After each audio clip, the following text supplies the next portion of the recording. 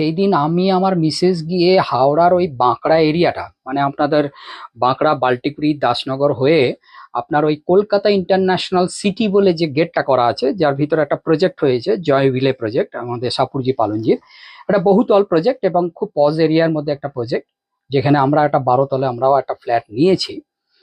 তো আমরা যখন ওটা হাইওয়ে দিয়ে যখন যাই তখন অসুবিধা হয় না, কিন্তু সেদিন হাওড়ার ওই বাঁকড়ার পাশ দিয়ে গিয়েছিলাম, কাম্বারসাম সিচুয়েশন, ট্রাফিকের এত খারাপ সিচুয়েশন। আমাদের বড়বাজারও খুব ক্রাউড এরিয়া, কিন্তু কলকাতা পুলিশ খুব মেনটেন করে রাখে। তা আমি এইসব পরিস্থিতি দেখে, মানে অগোছালো ভাবে, বিশৃঙ্খল ভাবে টোটো রাখছে, মানুষ দাঁড়িয়ে আছে, যাচ্ছা তাই পরিস্থিতি। তা আমি ওই রকম পরিস্থিতি দেখে আমি কি করলাম, এডিজি ট্রাফিক আমাদের যিনি আছেন ওনাকে একটা চিঠি করলাম।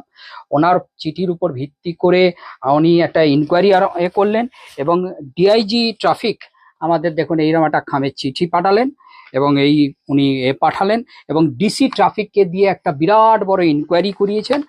এখন অবধি উনি জানিয়েছেন যে এটা ওনারা তৈরি করছেন, আমাদের ডিসি ট্রাফিক এবং হাওড়া সিটি পুলিশকে দিয়ে ট্রাফিকের ভালো অ্যারেঞ্জমেন্টের ব্যবস্থা করছেন।